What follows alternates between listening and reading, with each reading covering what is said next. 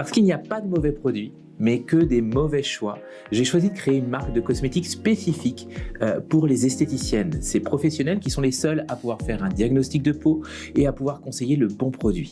Bonjour, je suis Yann, je suis le créateur de Estime Essence, soin bio-expert. Aujourd'hui, je suis accompagné de Rachida Nacha-Capes, docteur en biologie cellulaire. Le but de cette interview est d'aller analyser, voir, comprendre pourquoi le gommage est si important pour la peau et ce, d'un point de vue scientifique. Bonjour Rachida, merci d'être venue à cette interview. Je vais vous demander une première question, c'est de vous présenter votre parcours, qui vous êtes, comment êtes-vous arrivé à ce doctorat de biologie cellulaire? J'ai commencé à travailler dans le domaine de la biologie cutanée dès que j'ai commencé à faire de la recherche académique en laboratoire. J'ai commencé entre autres à travailler avec les laboratoires LVMH où je m'intéressais à la différenciation épidermique, à l'épiderme. J'ai ensuite fait ma thèse sur l'hydratation de la peau, l'hydratation naturelle. Et dans ce contexte-là, j'ai travaillé entre autres avec les laboratoires Pierre Fabre avant de partir à l'étranger, toujours pour faire de la recherche, pour mieux comprendre comment fonctionne l'épiderme et comment se met en place la fonction barrière. Nous allons en parler d'ailleurs tout au long de cet échange. Voilà, j'ai eu l'occasion tout au long de mes différentes expériences de travailler dans différents pays avec différents laboratoires et ensuite j'ai intégré des laboratoires privés où j'ai entre autres été impliquée dans le développement de principes actifs dans leur objectivation, c'est-à-dire démontrer leurs bénéfices cutanés. Première question, pouvez-vous redéfinir la différence entre un produit cosmétique et un médicament? Alors je vais simplifier les définitions. Un médicament, c'est avant tout une substance ou une molécule qui aura pour fonction de nous soigner, de nous guérir ou bien de poser un diagnostic. Le cosmétique, quant à lui, c'est un produit qui est censé être appliqué sur les parties superficielles de notre corps, donc la peau, les cheveux, les ongles, et dans le but de nous embellir, de nous laver, de nous rafraîchir. J'aimerais que vous nous expliquiez les principales fonctions de la peau et puis vous l'avez dit, cette fameuse fonction barrière. La peau a plusieurs fonctions. Alors bien sûr, il y a cette fonction barrière, mais j'aimerais aussi préciser qu'elle est importante à la thermorégulation. C'est aussi un organe de soutien. C'est notre organe aussi qui nous met en relation avec l'extérieur, donc c'est un organe sensoriel. Mais j'aimerais insister sur l'une des fonctions principales et vitales, qui est la fonction barrière.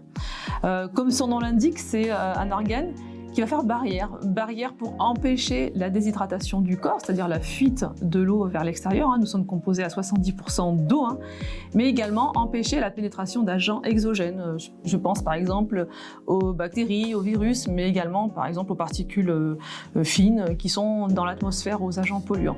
Donc quand cette barrière est perturbée, je parle bien sûr d'une barrière fortement perturbée comme dans certaines maladies, eh bien ça peut être sérieusement problématique pour la santé. D'un point de vue moléculaire, est-ce que vous pouvez nous expliquer, Rachida, la différence entre un gommage enzymatique et un gommage à grains, un gommage mécanique? Alors, les gommages, de manière générale, qu'ils soient enzymatiques ou mécaniques, sont là pour accélérer, pour stimuler un phénomène naturel, qui est le phénomène de desquamation. On le connaît aussi sous le terme d'exfoliation. Je vous disais tout à l'heure que l'une des fonctions principales de la peau, c'est la fonction barrière. Et cette fonction est majoritairement assurée par la partie la plus superficielle de la peau, qui est l'épiderme. Et à la surface de cet épiderme, nous avons la couche cornée. La couche cornée, c'est une accumulation de cellules mortes, mais qui sont vitales à notre survie, même si elles sont mortes, elles vont s'accumuler, se coller très fortement les unes aux autres et donc assurer cette fonction barrière. Ces cellules s'appellent des cornéocytes, ces fameuses cellules mortes de l'épiderme. À la surface de cette couche cornée, les cellules sont éliminées par le processus de desquamation, c'est-à-dire qu'elles vont se décoller tranquillement. Ce processus, on peut le stimuler avec les gommages, que ce soit un gommage chimique ou un gommage mécanique. Pour un petit peu rentrer dans les détails, c'est comme si on allait zoomer un petit peu avec un microscope, on va voir comment ces cellules finalement s'accrochent les unes aux autres. On va imaginer que c'est un système de velcro. Elles sont accrochées fortement les unes aux autres par ces systèmes de velcro, c'est ce qu'on appelle des cornéodesmosomes en biologie. Et le processus de desquamation va se faire lorsque ces cornéodesmosomes vont quelque part s'ouvrir ou être découpés. Et donc ce découpage, Rachida, comment il se fait d'un point de vue mécanique ou chimique quand on utilise un gommage? Alors, au niveau de notre peau, nous avons naturellement des enzymes. C'est ce qu'on appelle des callicréines, qui sont aujourd'hui très bien connues par les scientifiques. Et elles vont venir découper ces petites structures pour libérer les cornéocytes les plus superficiels et donc assurer le processus de desquamation.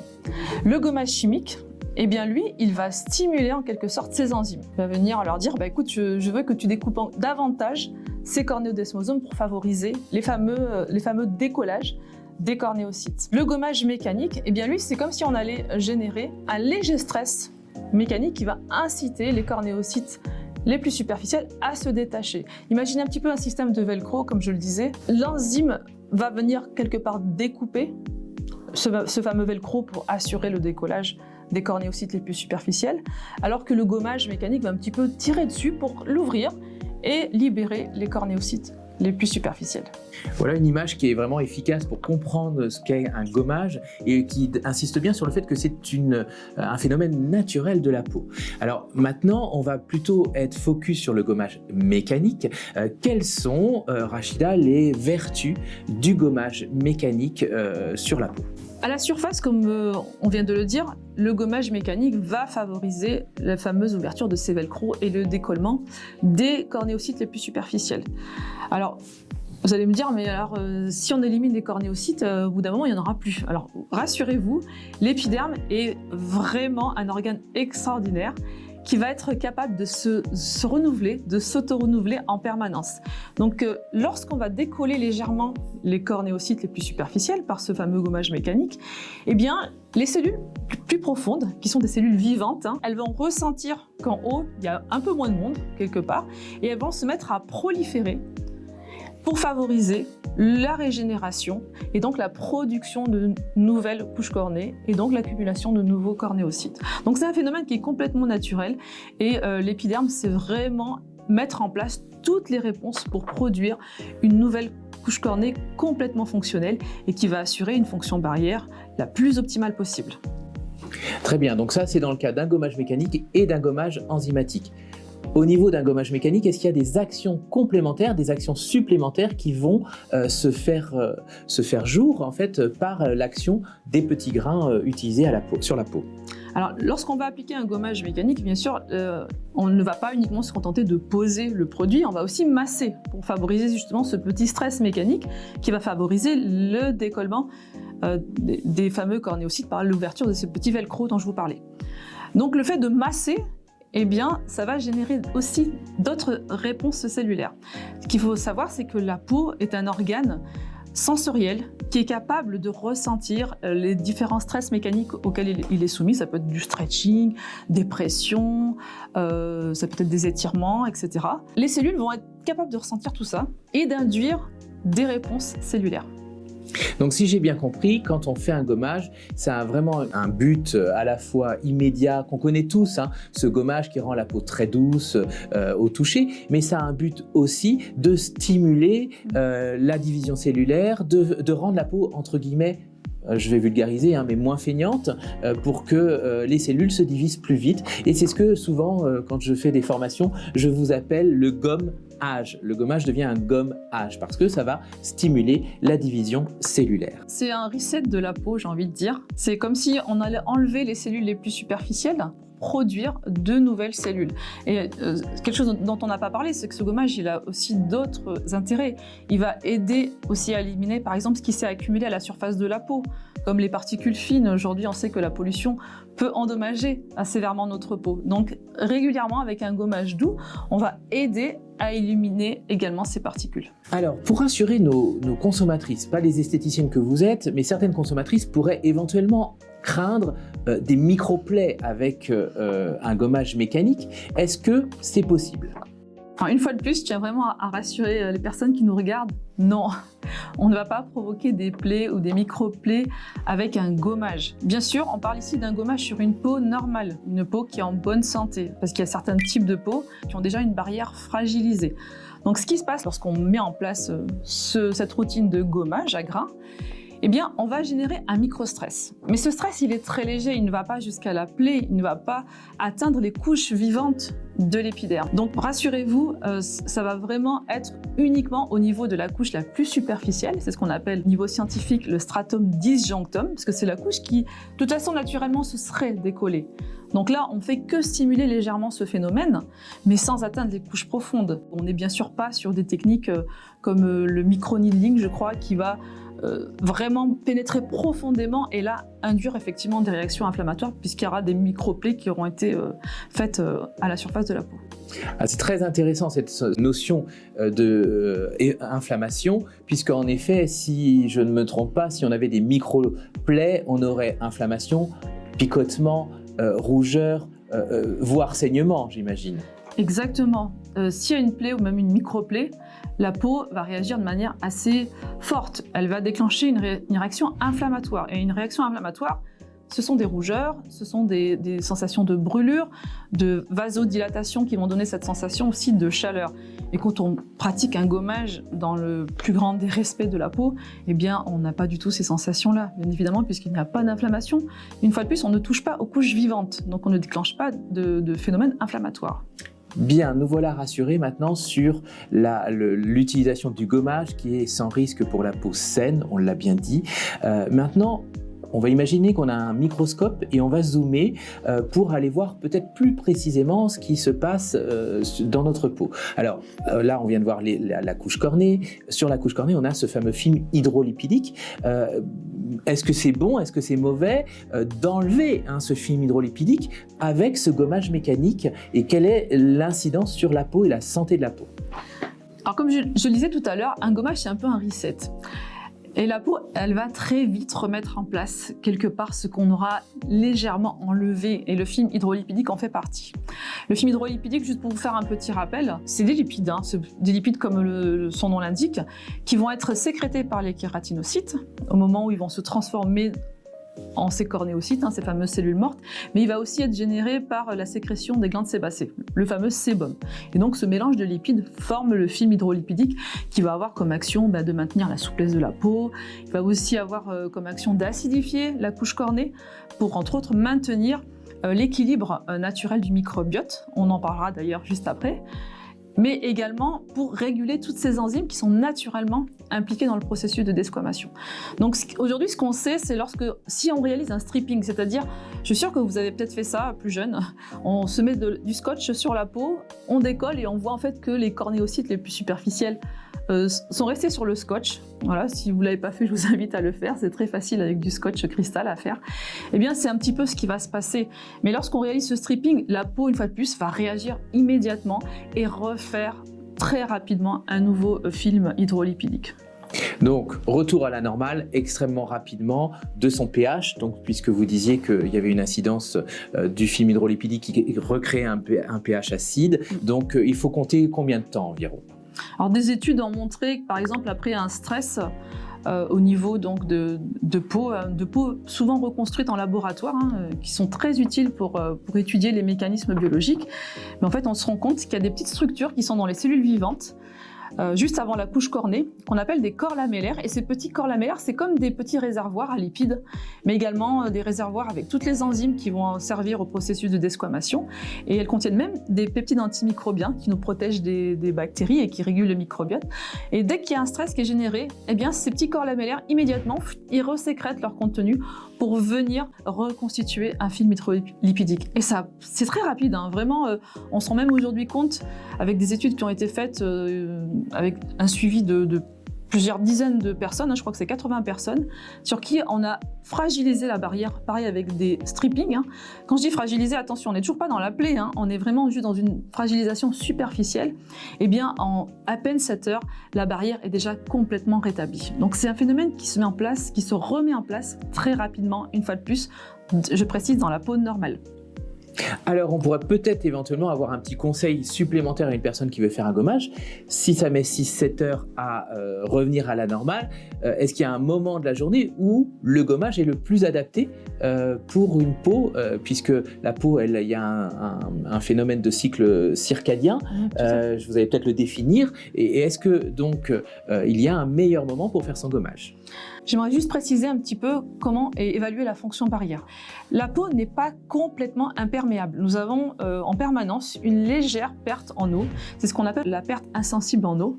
Les Anglais appellent ça le TWEL, pour Transepidermal Water Loss.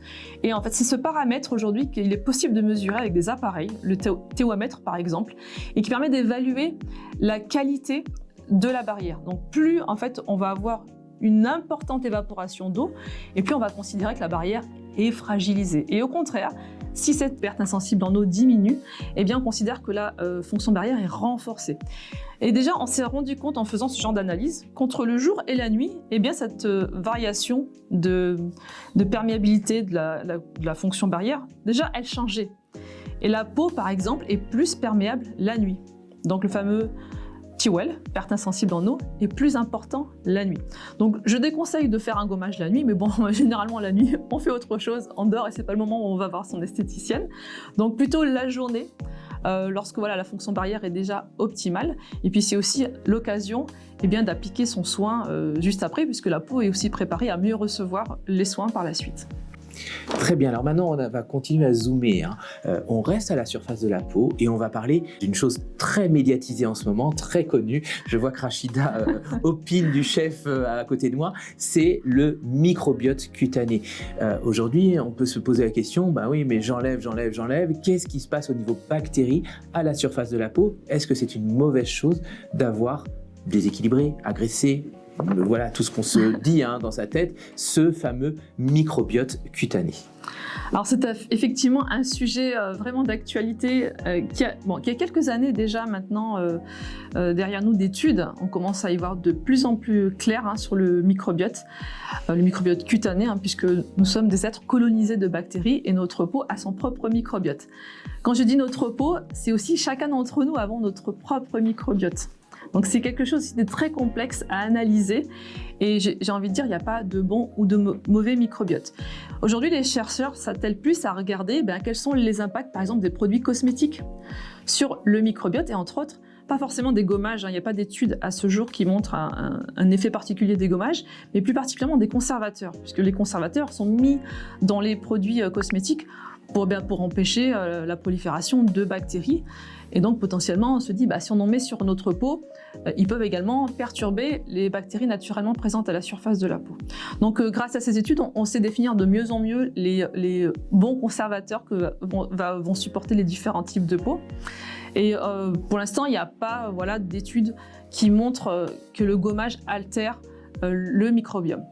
Ceci dit, après le fait de s'être lavé, rien que le fait de prendre une douche, déjà ça modifie le microbiote cutané, mais des études montrent qu'il va très vite se remettre en place une fois de plus.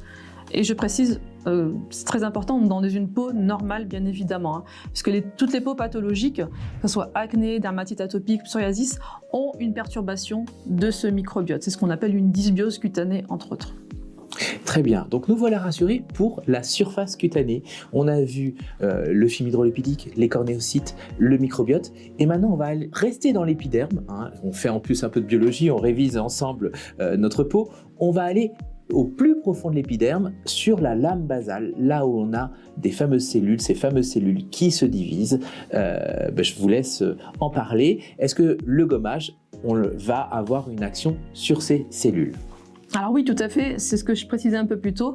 Lorsqu'on va retirer les cellules les plus superficielles, les fameux cornéocytes, eh bien les cellules du bas, les cellules vivantes, jusqu'aux cellules de la lame basale, qui sont douées de capacités prolifératives, c'est grâce à elles que notre épiderme se régénère tout au long de notre vie, eh bien elles vont capter ce signal que là-haut, il y a un petit peu moins de monde et qu'il y a besoin de renfort. Donc elles vont se mettre à proliférer et du coup, elles vont ensuite se différencier en montant dans les différentes couches de l'épiderme et devenir des cornéocytes qui vont venir renforcer la barrière qui aura été légèrement stressée par l'action du gommage mécanique. Voilà, donc ce fameux gommage, on est vraiment dans une action mécanique une action anti-rides mécanique due au bienfait du gommage et d'enlever les cellules mortes. Et je fais une petite parenthèse, cette action sera aussi efficace avec un gommage enzymatique qu'avec un gommage mécanique. Ce qu'on a vu, c'est que le gommage mécanique a d'autres actions supplémentaires par l'action du microstress, et ça m'amène à parler maintenant d'une couche encore plus profonde. On va passer la lame basale, on va aller dans le derme. Donc là, on a passé donc les fameux kératinocytes. Maintenant, on va dans le derme et on va aller voir l'action éventuelle. On va découvrir s'il y en a une sur les cellules du derme et notamment les fibroblastes. Alors aujourd'hui, il n'y a pas d'études qui montrent l'effet de gommage particulier sur les fibroblastes. Par contre, je vais vous proposer mes hypothèses. Comme je vous le disais plus tôt, le fait de gommer, le fait de masser, va provoquer des changements des propriétés mécaniques de la peau. Et nos fibroblastes, qui sont un peu plus profonds, qui sont dans le derme, comme vous le disiez Yann, vont ressentir ces changements. Et même toute la matrice extracellulaire qui est autour, c'est-à-dire la matrice qui contient les collagènes, l'acide hyaluronique, l'élastine, voilà pour les 3 composés principaux que l'on connaît tous, eh bien au niveau de cette matrice extracellulaire sont stockés certains facteurs de croissance, comme le TGF-bêta, par exemple, pour vous donner un petit nom scientifique. Et lorsqu'on va masser, lorsqu'on va stretcher la peau, eh bien ce facteur de croissance, on sait aujourd'hui que par ses actions mécaniques, il est libéré et il va pouvoir agir sur les cellules pour les inciter à produire du nouveau collagène. Maintenant, est-ce que d'un point de vue scientifique, de constitution de la peau, il y a une gestuelle qu'il faut adopter, une gestuelle particulière pour utiliser un gommage mécanique? D'un point de vue scientifique, il n'y a pas de données sur la gestuelle parfaite.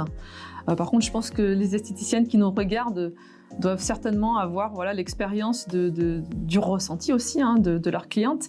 Mais si je devais donner un petit avis là-dessus, je pense que moi j'aurais tendance à masser vers le haut, parce que la peau, comme tout être qui vit sur la Terre, est soumis à la gravité. Donc avec l'âge, la peau a tendance à s'affaisser. Donc peut-être que c'est bien de lui rappeler aussi de prendre de la hauteur et de se surélever. Comme je le dis très souvent, c'est le gommage qui doit gommer et ce n'est pas vos doigts. On doit vraiment écouter ces sensations quand on fait le gommage soi-même sur sa peau. Maintenant qu'on a vu vraiment l'action du gommage pour l'épiderme, pour le derme et tous ses bienfaits, est-ce que aujourd'hui, toujours d'un point de vue scientifique, c'est ça qui nous intéresse, est-ce que l'on peut dire qu'un gommage va favoriser la pénétration d'un produit que l'on va appliquer après?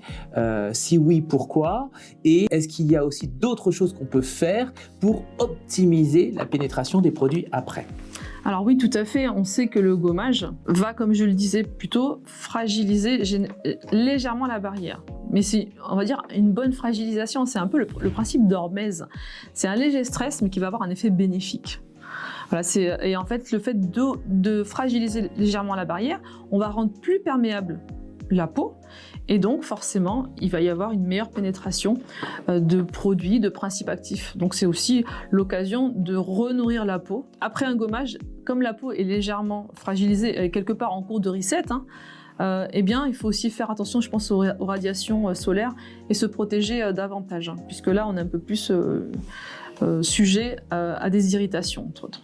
Et oui, la peau est devenue plus fine, donc forcément il va avoir une pénétration du rayon solaire beaucoup plus profonde dans la peau, donc plus de risques de brûlure, de coups de soleil. Donc ça, c'est ce que j'appelle le bon sens cosmétique. C'est toujours ça, c'est à partir du moment où on va faire une action sur la peau, on va l'affiner, et bien oui, le bon sens cosmétique dit peut-être protéger, pas peut-être, même sûrement protégeons notre peau. Est-ce que le fait d'avoir enlevé, Rachida, notre film hydrolipidique, est-ce que de mettre juste de l'huile végétale, des huiles botaniques, juste après le gommage, avant de faire un masque, est-ce que ça va aussi favoriser une pénétration des produits à venir?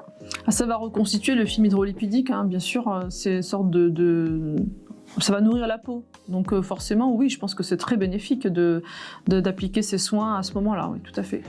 Vous le savez, chez Estimessence, on préconise les huiles botaniques, on les appelle des véhiculants et des appétants. Et là, vous avez confirmation par une professionnelle de la peau, une scientifique de la peau. Et en effet, là aussi, c'est du bon sens. Le fait de mettre une huile, eh bien, va permettre de favoriser la pénétration et d'entraîner aussi les actifs en profondeur, puisque notre ciment intercellulaire est constitué de corps gras. Donc ça, c'est vraiment important de le rappeler.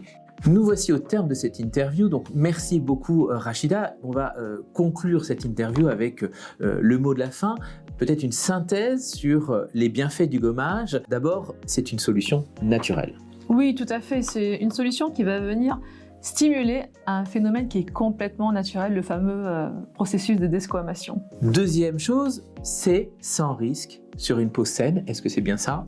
Exactement, s'il est appliqué de manière respectueuse et en douceur, comme je le disais, il va juste fragiliser légèrement la barrière, mais celle-ci a la capacité de se rétablir très rapidement. Troisièmement, c'est sans risque pour le pH cutané, c'est sans risque pour la fonction barrière qui, au contraire, va être stimulée par ce micro-stress. C'est sans risque pour le film hydrolipidique qui se recrée extrêmement rapidement. Et c'est sans risque pour le microbiote.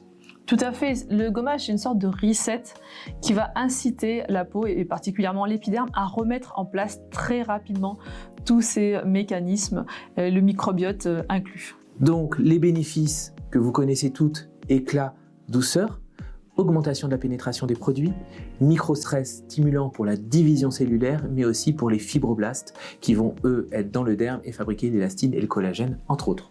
Tout à fait.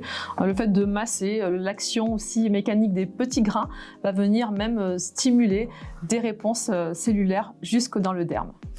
Et enfin, il est quand même utile de le rappeler, quelle est la fréquence d'un gommage pour une peau sèche? Alors pour une peau sèche, je dirais 1 fois par semaine. C'est une peau qui a peut-être déjà une barrière légèrement fragilisée, puisque souvent le manque d'hydratation au niveau de la couche cornée est aussi associé à une perturbation de la barrière. Donc on y va en douceur. Et pour la peau grasse, est-ce qu'il y a des indications ou des contre-indications?